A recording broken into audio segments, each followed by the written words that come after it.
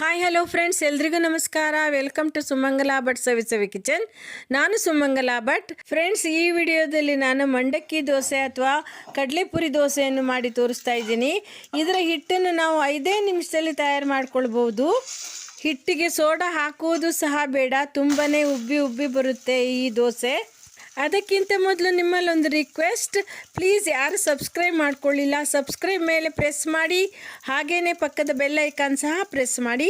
ಆಗ ನಾನು ಹಾಕಿದ ಹೊಸ ವಿಡಿಯೋಗಳ ನೋಟಿಫಿಕೇಷನ್ ನಿಮ್ಮ ಮೊಬೈಲ್ಗೆ ಬರುತ್ತೆ. ಅದು ಯಾವುದು ಅಂತ ನಿಮಗೆ ತಿಳಿಯುತ್ತೆ, ಅದು ಮಿಸ್ ಆಗೋದಿಲ್ಲ. ನಿಮಗೆ ಇಷ್ಟ ಆದರೆ ಕಲ್ತ್ಕೊಳ್ಬೋದು. ಈ ಮಂಡಕ್ಕಿ ದೋಸೆಯನ್ನು ಹೇಗೆ ಮಾಡೋದು ಅಂತ ನೋಡೋಣ. ಇಲ್ಲಿ ನಾನು ಒಂದು ಬೌಲ್ ಗೋಧಿ ರವೆ ತೊಗೊಂಡಿದ್ದೀನಿ. ಗೋಧಿ ರವೆ ಅಂದರೆ ಅದು ಉಪ್ಪಿಟ್ಟು ಮಾಡ್ತಾರಲ್ಲ ಆ ರವೆ. ನೀವು ಚಿರೋಟಿ ರವೆನೂ ತೊಗೊಳ್ಬೋದು. ಇದನ್ನು ಒಂದು ಮಿಕ್ಸರ್ ಜಾರ್ಗೆ ಹಾಕ್ಕೊಳ್ಳೋಣ. ನೋಡಿ ಫ್ರೆಂಡ್, ಇದು ಮಂಡಕ್ಕಿ ಅಥವಾ ಕಡಲೆಪುರಿ ಅಥವಾ ಚುರುಮುರಿ ಹೇಳ್ತಾರಲ್ಲ ಇದು. ಈ ಮಂಡಕ್ಕಿಯನ್ನು ನಾನು ಈ ಬೌಲಲ್ಲಿ 4 ಬೌಲ್ ತೊಗೊಂಡಿದ್ದೀನಿ. ಇದನ್ನು ಸಹ ಮಿಕ್ಸರ್ಗೆ ಹಾಕಿ ಪುಡಿ ಮಾಡಬೇಕು. ಈಗ ಅಷ್ಟು ಇದು ಹಿಡಿಯೋದಿಲ್ಲ. 2 ಮೊದಲು ಹಾಕ್ಕೊಳ್ತೀನಿ, ಕಡೆಗೆ 2 ಹಾಕ್ತೀನಿ. ಇನ್ನೊಂದು ಬೌಲ್ ಮಂಡಕ್ಕಿಯನ್ನು ಆ್ಯಡ್ ಮಾಡ್ತಾ ಇದ್ದೀನಿ. ಈಗ ಇದನ್ನು ನಾವು ಗ್ರೈಂಡ್ ಮಾಡಿಕೊಂಡ್ರೆ ಕೆಳಗೆ ಹೋಗುತ್ತೆ. ಆಗ ಮತ್ತೆ ಎರಡನ್ನು ನಾವು ಇದಕ್ಕೆ ಹಾಕಿ ಗ್ರೈಂಡ್ ಮಾಡಲಿಕ್ಕೆ ಬರುತ್ತೆ. ಇದಕ್ಕೆ ನೀರು ಹಾಕದೇ ಹಾಗೆ ಡ್ರೈ ಆಗಿ ಪೌಡ್ರ್ ಮಾಡ್ಕೊಂಬರೋಣ. ರವೆ ಮತ್ತು ಮಂಡಕ್ಕಿ 2 ಪೌಡ್ರ್ ಆಗಿದೆ. ಈಗ ಮತ್ತೆ ಇದಕ್ಕೆ 2 ಬೌಲ್ ಮಂಡಕ್ಕಿಯನ್ನು ಹಾಕ್ತಾ ಇದ್ದೀನಿ. ಒಟ್ಟು 4 ಬೌಲ್ ಮಂಡಕ್ಕಿಯನ್ನು ಹಾಕಿದ್ದೀನಿ. ಈ ಅಳತೆ ಒಂದು 12 ದೋಸೆ ಆಗುತ್ತೆ. ನಿಮಗೆ 6 ದೋಸೆ ಬೇಕಂದರೆ ಸಣ್ಣ ಕಪ್ಪಲ್ಲಿ ಹಾಕ್ಕೊಳ್ಬೋದು. ನೀವು ಯಾವುದೇ ಕಪ್ಪಲ್ಲಿ ಅಳಿರಿ, 1 ಕಪ್ ರವೆಗೆ 4 ಕಪ್ಪು ಮಂಡಕ್ಕಿಯನ್ನು ಹಾಕ್ಕೊಳ್ಳೇಬೇಕು. ನೋಡಿ, ಎಲ್ಲವೂ ಪೌಡ್ರ್ ಆಗಿದೆ. ಈಗ ಇದಕ್ಕೆ ಮೊಸರನ್ನು ಹಾಕ್ಕೊಳ್ಳೋಣ. ಇಲ್ಲಿ ನಾನು 1 ಬೌಲ್ ಮೊಸರನ್ನು ಇದಕ್ಕೆ ಹಾಕ್ತಾ ಇದ್ದೀನಿ. ಮೊಸರು ಮತ್ತು ಹಿಟ್ಟನ್ನು ಮಿಕ್ಸ್ ಮಾಡಿಕೊಂಡು ಇದರಲ್ಲಿ ಅರ್ಧ ಹಿಟ್ಟನ್ನು ತೆಗೆದಿಟ್ಕೊಳ್ರಿ. ಯಾಕೆಂದರೆ ಇದಿಷ್ಟನ್ನು ರುಬ್ಲಿಕ್ಕೆ ಆಗೋದಿಲ್ಲ. ಮೊಸರನ್ನು ಹಿಟ್ಟಿಗೆ ಸೇರಿಸ್ಕೊಂಡಾಗಿದೆ, ಆದರೆ ಅದು ಸಾಕಾಗೋದಿಲ್ಲ. ಅದರಿಂದ ಅರ್ಧ ಕಪ್ ನೀರನ್ನು ಹಾಕ್ಕೊಳ್ತಾ ಇದ್ದೀನಿ. ಸ್ವಲ್ಪ ನೀರು ಹಾಕ್ತಾ ಇದನ್ನು ರುಬ್ಕೊಳ್ಬೇಕು. ಜಾಸ್ತಿ ನೀರು ಹಾಕಬೇಡಿ, ಯಾಕೆಂದರೆ ಹಿಟ್ಟು ನೀರಾಗಿ ಹೋಗುತ್ತೆ. ನೋಡಿ, ಹಿಟ್ಟನ್ನು ನುಣ್ಣಗೆ ರುಬ್ಬಿ ಆಗಿದೆ. ಇದನ್ನು ದೋಸೆ ಹಿಟ್ಟಿನ ಥರ ಮಾಡ್ಕೊಳ್ಬಾರ್ದು, ಇಡ್ಲಿ ಹಿಟ್ಟಿನಷ್ಟು ದಪ್ಪಗೆ ಮಾಡ್ಕೊಳ್ಬೇಕು. ಆಗಲೇ ಚೆನ್ನಾಗಿ ದೋಸೆ ಎದ್ದು ಬರುತ್ತೆ. ಹಿಟ್ಟನ್ನು ಒಂದು ಪಾತ್ರೆಗೆ ಹಾಕ್ಕೊಳ್ಳೋಣ. ಹಿಟ್ಟಿಗೆ ಸೋಡಾ ಹಾಕೋದು ಬೇಡ, ಅದು ತಾನಾಗೆ ಉಬ್ಬಿ ಬರುತ್ತೆ. ಏಕೆಂದರೆ ನಾವು ಮೊಸರು ಹಾಕಿರ್ತೇವಲ್ಲ, ಆದ್ದರಿಂದ ಅದು ಉಬ್ಬಿ ಬರುತ್ತೆ. ನೋಡಿ ಫ್ರೆಂಡ್ಸ್, 5 ನಿಮಿಷದಲ್ಲಿ ಹಿಟ್ಟು ರೆಡಿ ಆಯಿತು. ಈಗ ಇದಕ್ಕೆ 1 ಟೀ ಸ್ಪೂನ್ ಉಪ್ಪನ್ನು ಸೇರಿಸ್ತಾ ಇದ್ದೀನಿ. ನೀವು ರುಚಿಗೆ ತಕ್ಕಷ್ಟು ಉಪ್ಪನ್ನು ಸೇರಿಸ್ಕೊಳ್ಳಿ. ಹಿಟ್ಟು ರೆಡಿಯಾಗಿದೆ. ಈಗ ಇದಕ್ಕೊಂದು ಚಟ್ನಿ ಮಾಡ್ಕೊಳ್ಳೋಣ. ನಾನು ಇಲ್ಲಿ ಈರುಳ್ಳಿ ಚಟ್ನಿಯನ್ನು ಇದಕ್ಕೆ ಮಾಡ್ತಾ ಇದ್ದೀನಿ. ಸ್ಟವ್ ಮೇಲೆ ಒಂದು ಬೌಲ್ ಇಟ್ಟು ಅದಕ್ಕೆ ಎಣ್ಣೆ ಹಾಕಿ ಸ್ಟವ್ ಆನ್ ಮಾಡ್ತಾ ಇದ್ದೀನಿ. ಎಣ್ಣೆ ಹಾಕಿ ಸ್ಕಿಪ್ ಆಗಿದೆ. ಎಣ್ಣೆ ಕಾದಿದೆ. ಇದಕ್ಕೊಂದು 4 ಹಸಿಮೆಣಸು ಹಾಕ್ತಾ ಇದ್ದೀನಿ. ನಿಮಗೆ ಎಷ್ಟು ಖಾರ ಬೇಕೋ ಅಷ್ಟು ಹಾಕ್ಕೊಳ್ಳಿ. ಒಂದು ಸಣ್ಣ ಚೂರು ಶುಂಠಿನ ಜಜ್ಜಿ ಹಾಕ್ತಾ ಇದ್ದೀನಿ.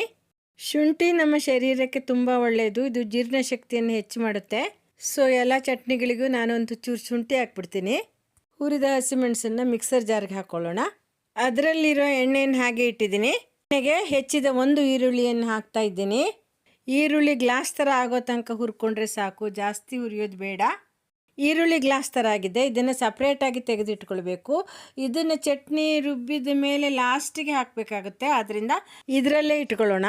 ಅರ್ಧ ಕಡಿ ತೆಂಗಿನ ತುರಿನ ಮಿಕ್ಸರ್ ಜಾರಿಗೆ ಹಾಕ್ಕೊಳ್ತಾ ಇದ್ದೀನಿ. 1 ಟೀ ಸ್ಪೂನ್ ಕಲ್ಲುಪ್ಪನ್ನು ಹಾಕ್ಕೊಳ್ತಾ ಇದ್ದೀನಿ. ನೀವು ರುಚಿಗೆ ತಕ್ಕಷ್ಟು ಹಾಕ್ಕೊಳ್ಳಿ. ಸ್ವಲ್ಪ ಹುಣಸೆ ಹಣ್ಣನ್ನು ನೆನೆಸಿಟ್ಕೊಂಡಿದ್ದೆ, ಅದನ್ನು ಹಾಕ್ತಾ ಇದ್ದೀನಿ. ಸ್ವಲ್ಪ ನೀರು ಹಾಕ್ಕೊಂಡು ರುಬ್ಕೊಂಡು ಬರ್ತೀನಿ. ನುಣ್ಣಗೆ ರುಬ್ಬಿ ಆಗಿದೆ. ಈಗ ಇದಕ್ಕೆ ಕೊತ್ತಂಬರಿ ಸೊಪ್ಪನ್ನು ಹಾಕ್ಕೊಳ್ಳೋಣ. ಮತ್ತು ಹುರಿದಿಟ್ಕೊಂಡಂತಹ ಈರುಳ್ಳಿಯನ್ನು ಸೇರಿಸ್ಕೊಳ್ಳೋಣ. ಈ ರೀತಿ ಲಾಸ್ಟಿಗೆ ನಾವು ಸೇರಿಸ್ಕೊಂಡು 1-2 ಪಲ್ಸ್ ತಿರುಗಿಸ್ಕೊಂಡ್ರೆ ತುಂಬಾ ಅದರ ಫ್ಲೇವರ್ ಇರುತ್ತೆ. ಮಿಕ್ಸರಲ್ಲಿ 3-4 ಪಲ್ಸ್ ತಿರುಗಿಸಿದ್ರೆ ಸಾಕು. ಈ ರೀತಿ ರುಬ್ಕೊಳ್ಬೇಕು. ನೋಡಿ, ಈ ರೀತಿ 3-4 ಸಾರಿ ಆನ್ ಆಫ್ ಮಾಡಬೇಕು. ಆವಾಗ ಅದು ತರಿಯಾಗಿ ರುಬ್ಕೊಳ್ಳುತ್ತೆ. ನುಣ್ಣಗೆ ರುಬ್ಬಾರ್ದು ಇದನ್ನು. ನೋಡಿ, ಈರುಳ್ಳಿ ಕಸಕಸಿಯಾಗಿದೆ. ಜಾಸ್ತಿ ಇದು ರುಬ್ಕೊಳ್ಳಿಲ್ಲ, ಇದು ಫ್ಲೇವರ್ ಹಾಗೆ ಉಳಿಯುತ್ತೆ. ಕೊತ್ತಂಬರಿ ಸೊಪ್ಪಿನ ಫ್ಲೇವರು ಹಾಗೇ ಚೆನ್ನಾಗಿ ಇದರ 2ರದ್ದು ಫ್ಲೇವರ್ ಉಳಿದು ಚಟ್ನಿ ತುಂಬಾ ರುಚಿಯಾಗಿ ಬರುತ್ತೆ. ನೋಡಿ ಫ್ರೆಂಡ್ಸ್, ರುಚಿಯಾದ ಈರುಳ್ಳಿ ಚಟ್ನಿ ರೆಡಿಯಾಗಿದೆ. ಮಿಕ್ಸರ್ ಜಾರ್ಗೆ ಸ್ವಲ್ಪ ನೀರು ಹಾಕಿ ಉಳಿದಿದ್ದೆಲ್ಲದನ್ನು ಅದಕ್ಕೆ ಸೇರಿಸ್ತಾ ಇದ್ದೀನಿ. ನಾನು ಚಟ್ನಿಗೆ ಒಗ್ಗರಣೆ ಹಾಕೋದಿಲ್ಲ. ನೀವು ಬೇಕಿದ್ದರೆ ಕರಿಬೇವು ಸೊಪ್ಪು ಮತ್ತು ಸಾಸಿವೆ ಕಾಳನ್ನು ಚಟಪಟ ಕುಡಿಸಿ ಹಾಕ್ಕೊಳ್ಬೋದು. ಟೇಸ್ಟಿ ಈರುಳ್ಳಿ ಚಟ್ನಿ ರೆಡಿಯಾಗಿದೆ. ಈಗ ದೋಸೆ ಮಾಡ್ಕೊಳ್ಳೋಣ. ದೋಸೆ ಮಾಡಲಿಕ್ಕೆ ಬಂಡಿ ಇಟ್ಟು ಸ್ಟವ್ ಹಚ್ಚಿದ್ದೀನಿ.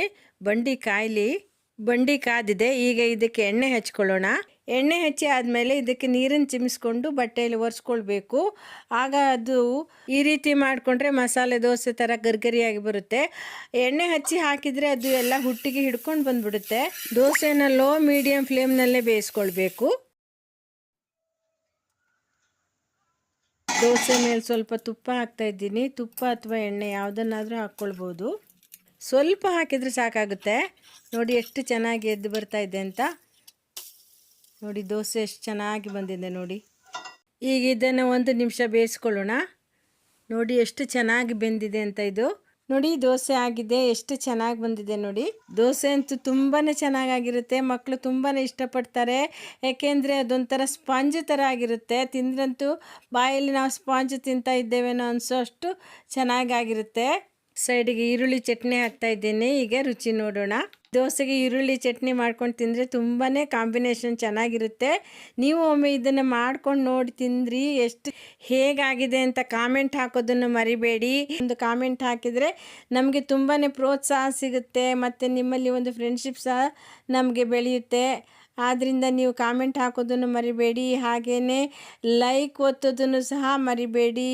ಶೇರ್ ಮಾಡಿ. ಮತ್ತೊಂದು ಹೊಸ ರೆಸಿಪಿಯೊಂದಿಗೆ ನಿಮ್ಮ ಜೊತೆ ಇರ್ತೀನಿ. Thank you so much. Take care. Bye bye.